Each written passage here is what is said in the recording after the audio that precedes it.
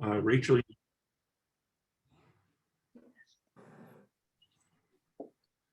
thank you, Rachel. You kind of cut out there, but I think you were turning it over to me. Thank you, everybody, for joining us today. And Rachel, could you just give me a nod that you can hear me and my microphone is on? Very good. Sounds great.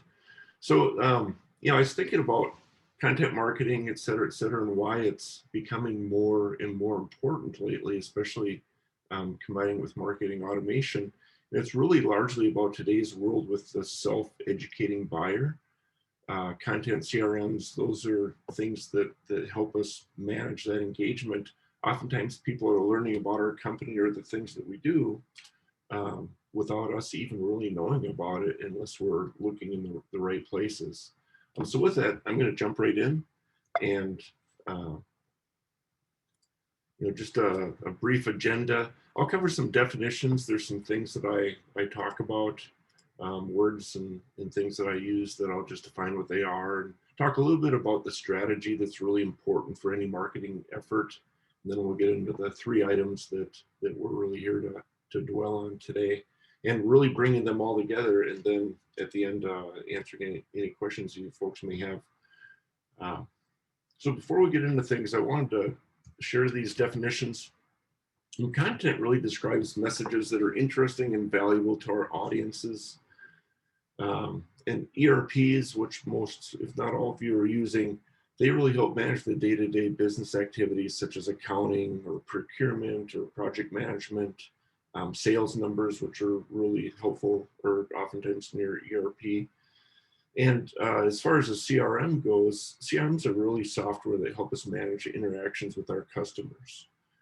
And marketing automation is, as you can imagine, uses software to automate repetitive tasks such as email marketing, social media posting, and even campaigns, not just for the sake of efficiency, but so you can provide a more personalized experience for your customers. Automation can somewhat learn about the engagement of people on an individual basis and customize some of your communications on things that you sense are of interest to them. We'll talk a little bit about, you'll hear me use words like inbound and outbound marketing efforts. Inbound is largely about appealing to search engines and getting found. So you'll hear terms like SEO, SEM, content. Those are all, again, ways for us to get found. Where outbound, those are more of the efforts that we're making where we're pushing our media out to our audiences. And how we tie these platforms together is very important.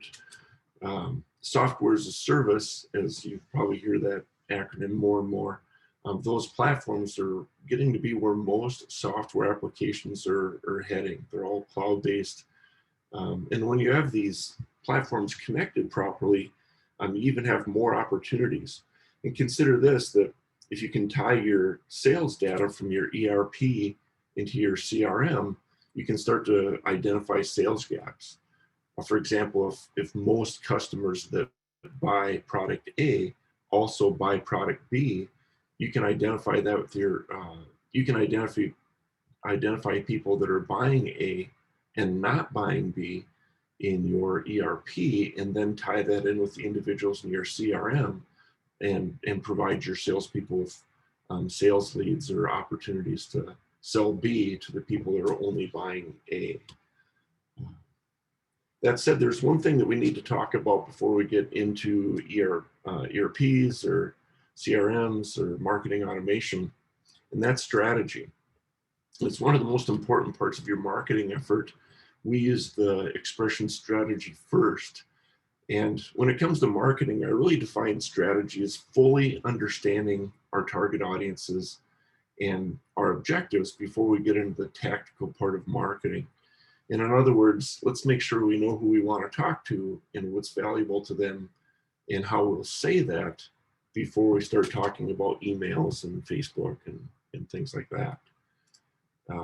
And one of the things that we do is we segment target audiences. Different things matter to different people. And when you consider how buying decisions are made in a business to business environment, there's oftentimes more than one person influencing that buying decision. And I go back to just thinking of, on more of a consumer level, thinking of Campbell's soup. The warehouse that distributes Campbell's soup, they really want to make sure that the pallets are intact and they don't get damaged, and that they keep things in stock and just in time inventory. Where the retailer doesn't necessarily care about that. The retailer cares about enough of a profit margin, or is it in stock, or how much money that they can make with how much linear feet of shelf space. But if you talk to the parent, the mom or dad that's preparing that soup for their kids, they may not care about the margins the retailer's getting. They care that it's safe and healthy, and their kids will eat it, and et cetera, et cetera. So again, we start to segment audiences before we get too far into our communications. And in the business world, you've got your executives. This is somewhat of a template that I use. And I didn't fill in things like geography and demographics and firmographics, because all of you have different businesses, different companies, and so I just left those blank. When it comes to content and marketing, psychographics are really important. And you take the executive, for example, they're interested in return on investment. They want profit for the shareholders or the stakeholders. And they understand the value of their brand on their balance sheet. That's an asset that they're always trying to build value with. Whereas the engineers may not care as much about return on investment. They want things to work. Oftentimes engineers are the source of feature creep. They always want to add new cool things to what they're making. They're real analytical, and a lot of the engineers we work with, they end up out in the weeds, and so we're trying to bring them back, and because they're just so excited about the features of their product that sometimes they're not focusing on their audience. And then we get into people like maintenance people. Well, they care most about avoiding breakdowns, and they don't want to have downtime. The cost for like a paper mill, for example, is excruciating if they spend a whole day with downtime, because they, especially if it's something they could have prevented. And then purchasing managers, they're incentivized by getting the best price, getting good terms. They resist feature creep. They just want to keep it within the scope of the project. And so the point being is that all of these different buyers are interested in different messages. And so we've got to be really careful to make sure that we don't bore the engineer with talking about terms and pricing. So what's in it for me? Why is strategy important, and what's in it for you folks? Well, segmenting customers and prospects into different groups increases the engagement. Again, we're not sending them things that they're not interested in. We're sending them things that are relevant to them. Fewer people opt out of your email communications. And when someone opts out, it's really difficult to add them back in where we can send them emails again. So we want to take care to only send them relevant information so they don't opt out, they don't leave. You get more subscriptions or more opt-ins when people see your information is relevant. And at the end of the day, when you're talking with your CEO or your CFO, you're going to get a stronger, higher return on marketing investment. We call it ROMI, return on marketing investment. More bang for your marketing dollar. The second part of the strategy is the perception or action, we call it in our acronym here. It's really, once we understand our segments and our value, we want to make sure that we form the right perception or earn the right reputation. Some of you may recognize this graphic. Simon Sinek wrote the book Start With Why, and he really pointed out that when you look at your offerings, what you do is what everybody sells. People have competitors, and for the most part, they have very similar products that they're selling. And how you do it better, those are those differentiating features that companies strive for. Features, benefits, things that salespeople talk about quite a bit. But the essence of a brand is really how you make people feel. And that's kind of a weird thing when you think of how you make people feel. In consumer products, it's even more so that people have this emotional connection with the brands that they buy. But you can also think about that in a business to business landscape. What's your reputation? If you're sitting in a cafe over lunch today and all of your customers are sitting at a table talking about your company, what would you want to hear them say? Uh, they understand my business, they understand my challenges, they educate me, bring me ideas, right? Those are all things to be music to your ear. They're focused on helping me instead of always trying to sell me their products. So the point being is that a brand oftentimes is built on your customers and not your products and your service. It's a very non-product approach to what your company is about and why you exist for your customers. And so with that, content marketing, content can be written words, it can be images, video, audio, printed materials, digital materials, webinars, the list goes on and on. And I define content marketing as the strategic marketing approach of creating and distributing valuable, relevant, and consistent content to attract and acquire a clearly defined audience. And at the end of the day, instead of pitching your products and services, you're delivering information that makes your buyer more intelligent. We believe that if we as businesses deliver consistent, valuable information to buyers, they ultimately are going to reward us with their business and their loyalty. Some of you might be old enough to remember highlights for children in the dentist's office. Goofus only talks about his products and wonders why his communications aren't very effective, where Gallant listens to his customers and creates content that's of value to his audience. And this is a question that we get asked quite a bit, is how do we get people to read our emails? Well, I think more importantly is how do we, again, keep them from opting out? And we just have to really work to preserve that reputation of providing valuable and relevant content. I'm sure a lot of us can remember times when we're tired of seeing something that's not relevant to us in our inbox, and we look for that opt-out button so we stop getting those emails. And I have somewhat of a litmus test that I have for content.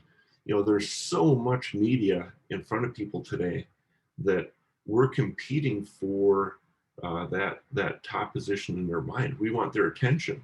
And I think that one of the most important things is, will it solve a problem for them? And when you see these people in this picture here, we want to gauge content by how willing they are to share that with somebody or forward it to someone or comment on it or engage with it.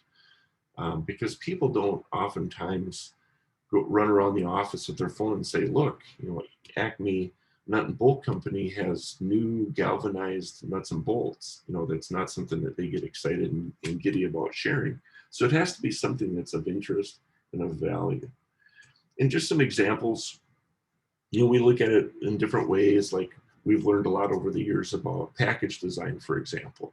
So we create a white paper on that to share with people to help educate them and make them smarter. Or we talk about things like training or systems integrators, or helping people understand the difference between branding and marketing. Again, trying to educate those customers. And then you hear a lot about gated content. And if you have something that's like a white paper or something that's real valuable that you put a lot of time and effort into that people want, you put that in a place where they have to register for a download, or they at least have to divulge their email address. And then that gated piece of content serves as a good destination for social media posts. You can have a series of email marketing items. You can have things that go out via snail mail, old-fashioned print materials. But the whole effort is to drive people back to that gated content. And you can measure that engagement and see what is worthwhile and what needs to be replaced to something more effective. And you'll hear the term omnichannel communications quite a bit. You can really expand the reach of your content by transforming it into pieces that will work on other platforms. Some people prefer to consume things different ways. It's amazing to me how many people won't read a short article, but they'll watch a video with it. So again, we have to adapt to what our audiences prefer. Engineers sometimes are inclined to read detailed information, where sometimes people just want a 30-second snackable piece of content. And then social media, we talk a lot about social media, and it's somewhat of an enigma to people sometimes. But marketing automation can help you create and schedule posts.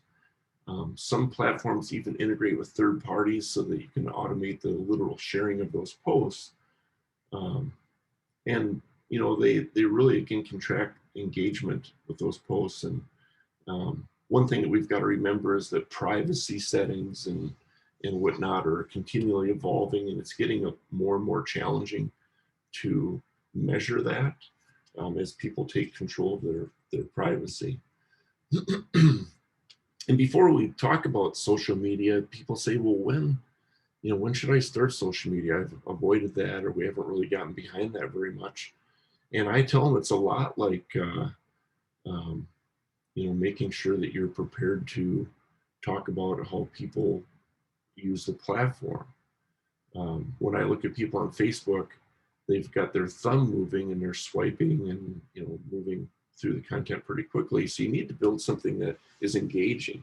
And trying to sell products on social media is not going to get a lot of engagement. So again, you have to get things that they're interested in talking about. Social media isn't really a selling media.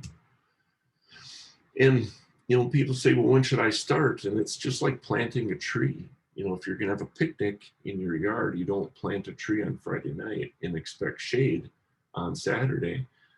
So if you didn't plant a tree 20 years ago, the best time is now. And if you don't use social media, I encourage you to get a plan in place and get something started. And people say, well, what platform? Well, it really depends on your target audience segments. For example, if you're trying to reach people who are college educated, more professionals, you're probably going to lean more towards things like LinkedIn. Whereas if you're trying to reach consumers, you could use Facebook. And a lot of manufacturers, when I talk to them about Facebook, they look at me and roll their eyes and they're just like, well, why do we care about Facebook? That's not how our customers are interacting with us.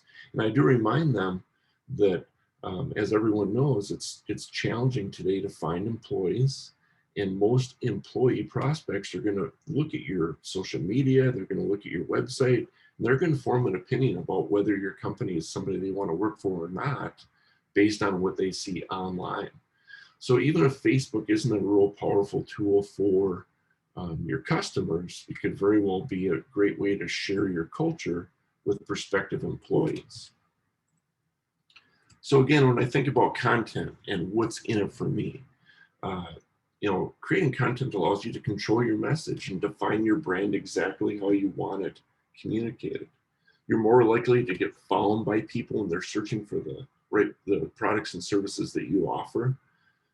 When your content's interesting, you're less likely to become noise, and you'll be relevant to customers and prospects.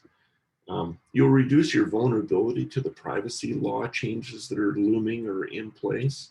And again, it gives you something meaningful for your social media feeds. So let's switch gears a little bit and talk about CRM software or CRM platforms. There's a lot of them out there. There's big ones, there's small ones, there's like Salesforce is one of the leading ones. They're pretty spendy. There's ones like Sugar, which has a minimum of 10 seats. Then there's smaller ones that are a little bit more suited for a 2 or 3 person marketing team, maybe a 3-person sales team. And it's really critical to investigate your CRM and find out what marketing automation platforms that they work well with. And some of them even integrate well with your ERP. So it's good to ask those questions up front before you get too far downstream with a CRM. And essentially, CRMs are used to manage a company's relationships and interactions with customers and prospects. I remember 20 years ago that a CRM looked like it was essentially an Excel file that had a list of addresses and emails and phone numbers, but it's a lot more than that today. And a little sidebar here, one critical element for being successful in using a CRM is how you approach it with your salespeople. Salespeople dread a CRM because if they perceive that it's going to be a data entry chore that's going to consume half of their selling time, and they just hate that. But I think that the key is to make sure that salespeople if you can help them see how it's going to help them sell more. And there's so many things outside of the data entry part of it that can benefit them. So why a CRM? What's in it for me? Why should I roll up my sleeves and get into that? Well, today it's more of a tool than a database.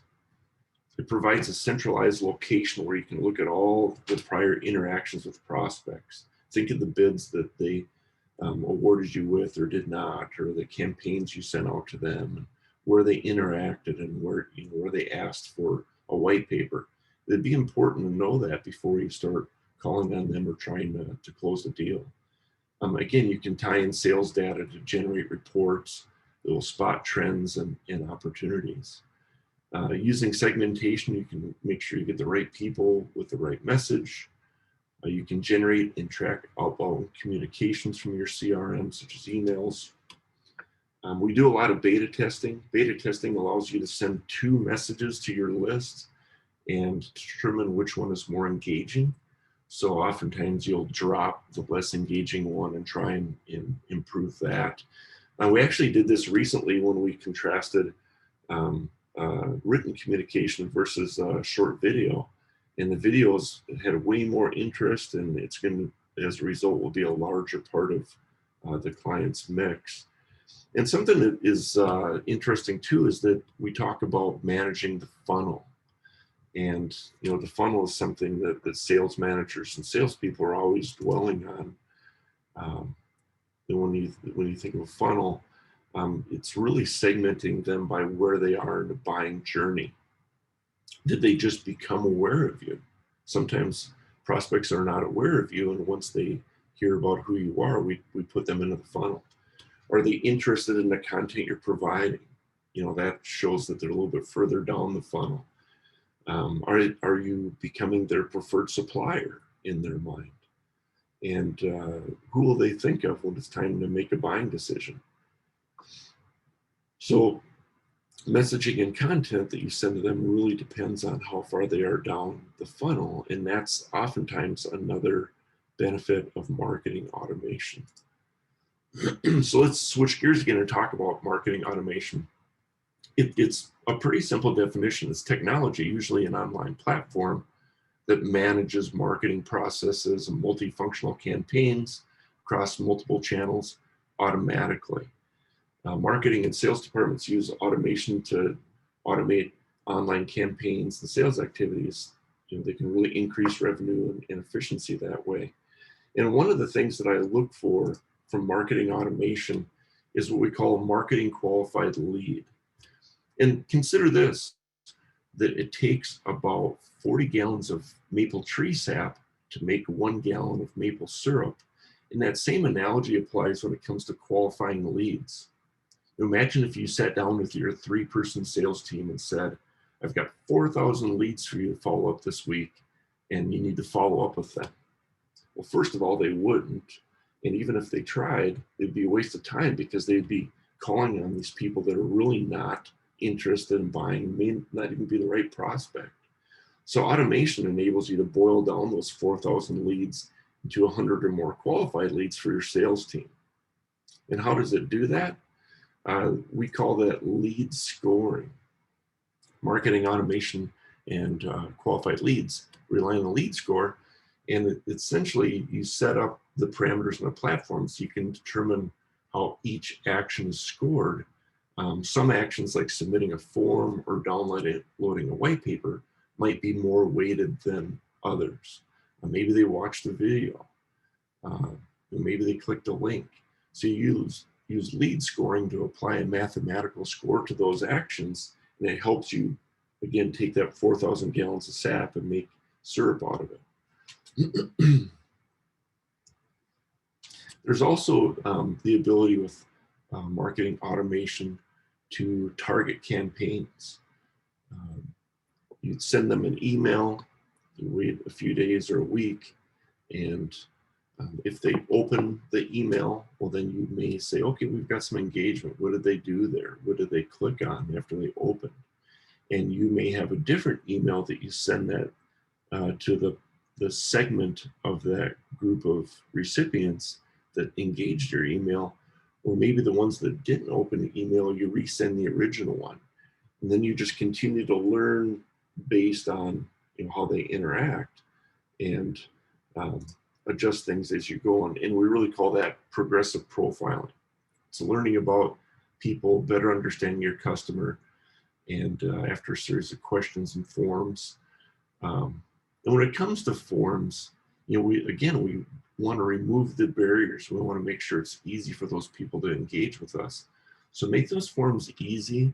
Don't ask for like 20 fields. They'll lose interest and they'll just abandon that form. I recommend people try really hard not to have required fields other than an email, because that email oftentimes is the common denominator with a lot of your marketing automation efforts. The less fields a form has, or the less required fields a form has, the more likely people are to submit information in that form. And again, you can start to compile a profile of that person.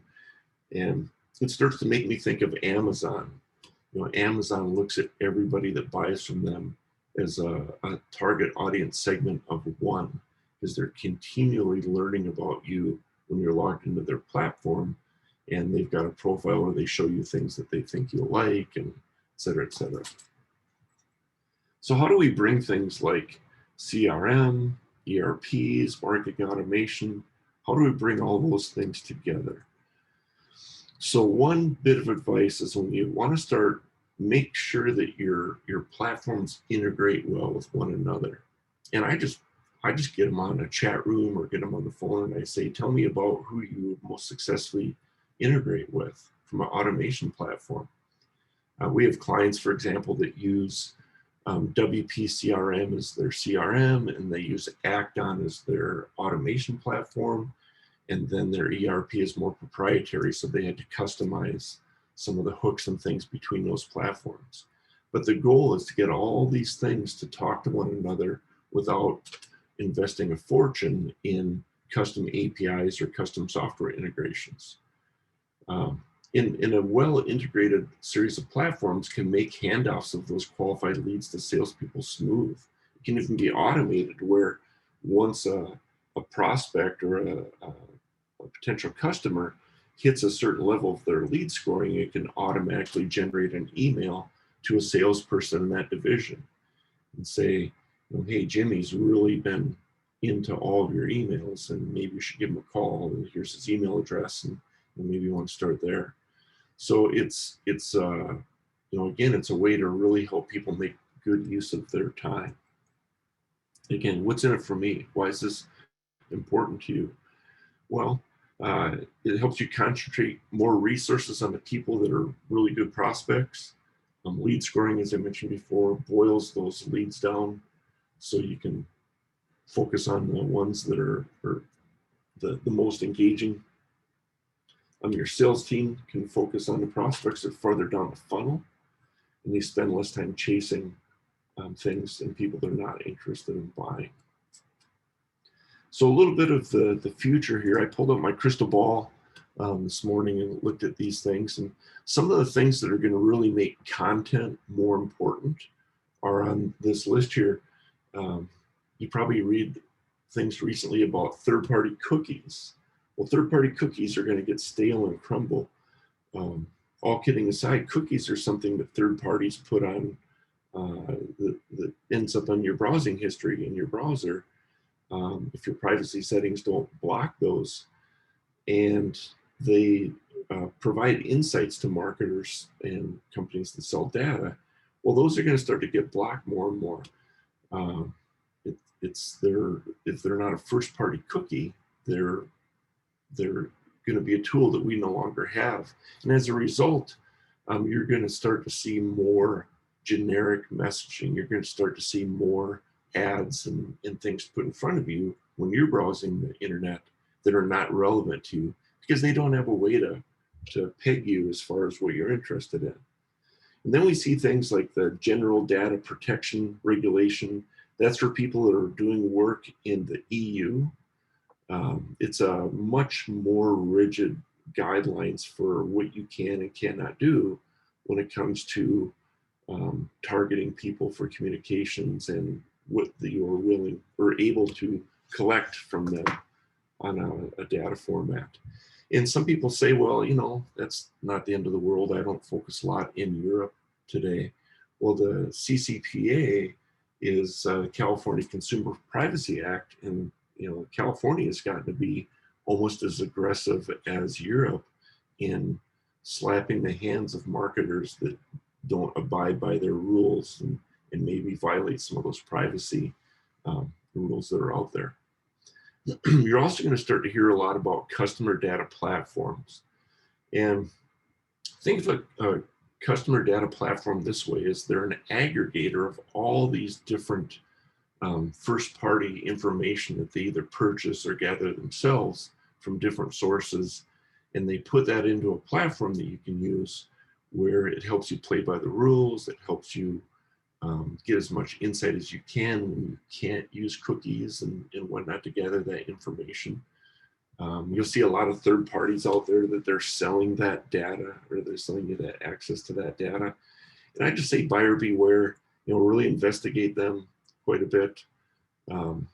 And there's people out there that are providing data to these customer data platforms or these third-party providers that are right in front of us.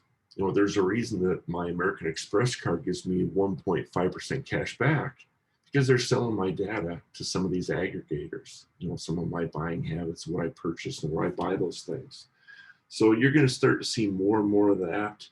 One way or another, we need data, and we're either going to have to pay for it, or go back to what I said earlier, is that if we aren't paying for that data, our secret weapon still remains the content on our system. You still have an opportunity to do your own thing, and content that is valuable to customers will still prevail. Search engines like Google, DuckDuckGo, Safari, or whatnot, when they are trying to serve their customers, they want people using their search engines to find what they're looking for. So they crawl your site, they look at your content, they figure out what you're all about, and they use that to determine which sites rank highest in search results.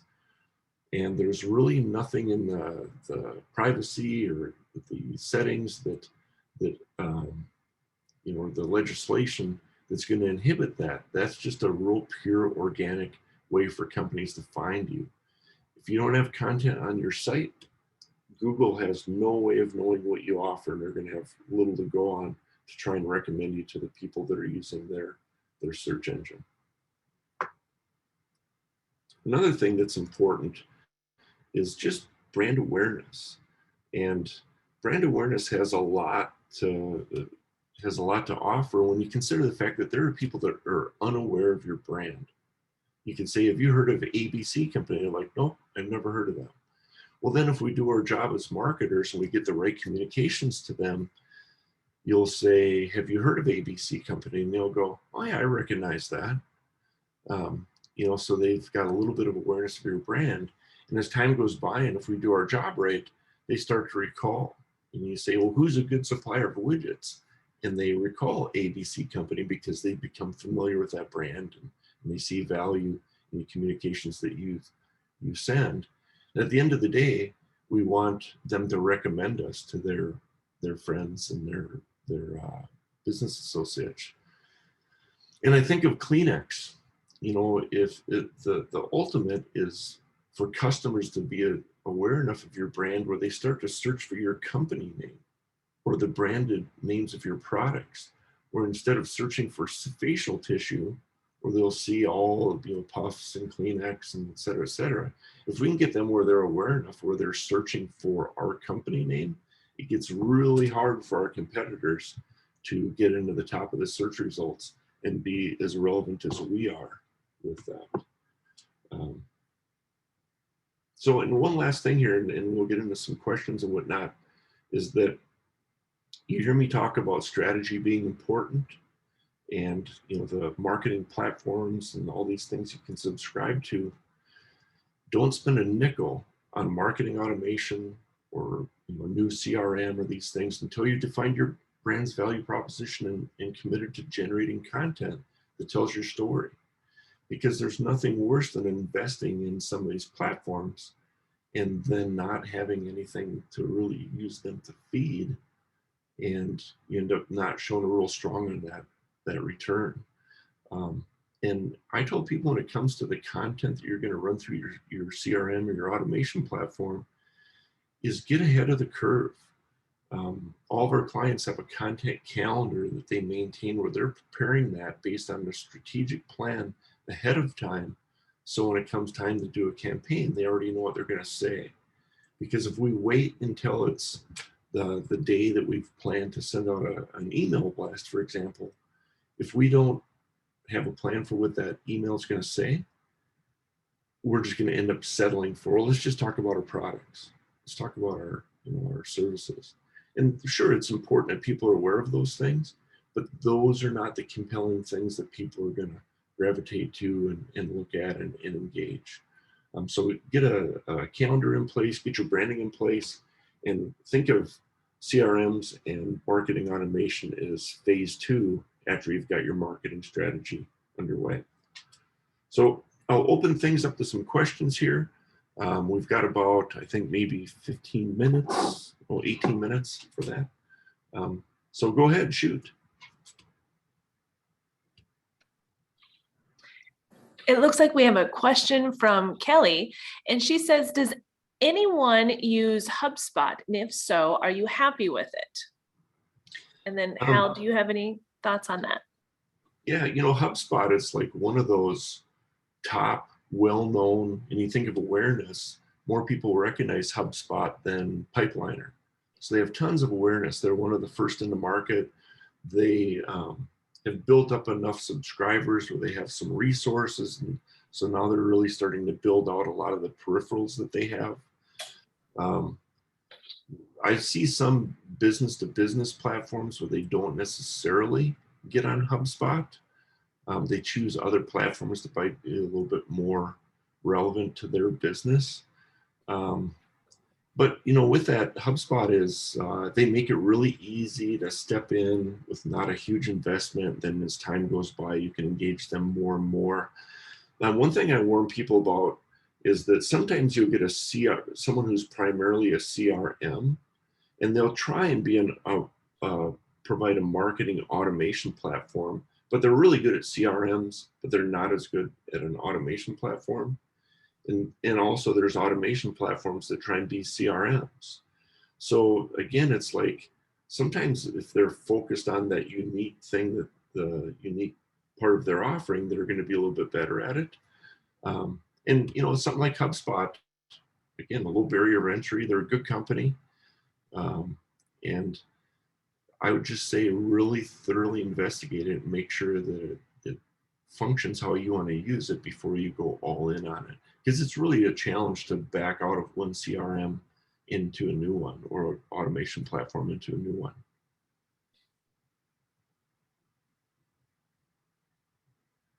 Okay, we do have another comment that wondering how to keep your content fresh. Yeah, great question. Yesterday, I was meeting with a client, and they were frustrated because their sales team was more of a order taking team, and they felt like they've always grown as a company by understanding their customers and the challenges that they have, and trying to come up with solutions to those challenges or innovations. And so I think that the best way to keep your content fresh is to make sure that either your sales team or your business development people or someone is engaging your customers, talking with them, asking questions. And again, I look at unmet customer needs as marketing and content opportunities. And think back to that slide where I showed you about packaging design. Well, we didn't always have that white paper, but we did have customers who, for every flexible package they design, it's usually a $5,000 to $10,000 investment just to get it set up and get printing plates and things done. And then they'll buy, hundreds of thousands of packages. Well, we kept our content fresh by recognizing that need. If you make a mistake on those projects, it can be a six-figure mistake. So we tried to help them alleviate those problems. So the short answer to that is asking your customers what keeps them up at night and is a great way to keep your content fresh, and you can solve and write about that. And identifying people in your team that are wired that way. Some people just are really good at engaging customers and asking questions, and they have that trust. And so really look to those people for ideas on what you should be talking about. Mm-hmm. Great question. Good. And then are there any large mistakes you keep coming across with your clients keep making right now? Yeah, that's it's a pretty broad thing, and clients are really good at understanding their products and the features and benefits of those products. And more often than not, we'll see clients where they want to talk about their products and their services. And it's kind of like meeting a new friend, and you only talk about yourself, and you don't really talk about what your friend's interested in. Well, pretty soon they start looking at their watch and they wander and find somebody else to engage with. So there's a limit to how effective talking about your products and services is, and we're always trying to get them to be customer centric. What do your customers care about? What are the pain points they have? That very well is a pain point. And sometimes customers will micromanage the message that we propose that they use. And so we're always trying to get them to trust your professional writer who does this for a living, that they may have a certain methodology that they're trying to use in their communications, and for them not to tweak that too much. But that said, that there are things that, with our clients, that they understand their industry's nomenclature better than we do, and so they still need to weigh in and make sure that we're not calling a tomato a grape, for example. The electrical distribution industry is a great example. We as consumers buy light bulbs for our lamps and our light fixtures. In the electrical distribution industry, they don't call those light bulbs. They call them lamps. So we have to make sure that we're listening to our clients and using the right verbiage. So it's a give and take on that. Great. Were there any other questions from anyone? Feel free to unmute yourself or type it into the chat and I will ask for you. We'll give it just a minute. Hal, was there anything that you wanted to leave us with before you head out and we kind of wait for any last minute questions? Yeah, it's so funny. Whenever my wife hears people ask me if there's more that I want to say, she laughs. She's like, are they crazy that they ask you to talk more? I'll answer questions all day long. If somebody wants to contact me, if they have a question they'd rather have asked in private, they certainly can reach me. My contact information is here. At the end of the day, I've got to tell you that I've been at this for 20 years, and the only common effective theme I've seen in 20 years is content. Is content that is solving problems and showing innovations. A lot of the other stuff is just a flash in the pan. News or magazine ads came and went, and postcards came and went, and some of the little clever trickery in web SEO came and went. But the consistent thing is a good strategic content plan. That's, I'd say, the most critical thing that people should be thinking about. that will still be important 20 years from now. Fantastic. I did put your phone number in the chat, and then obviously you have that up on the screen right now, so anybody can capture that. Unless there's any more questions, I think that will conclude our webinar for today. Thank you, everyone. It was fun talking about this for an hour, and I look forward to our next meeting. Thank you very much. Bye. Bye now.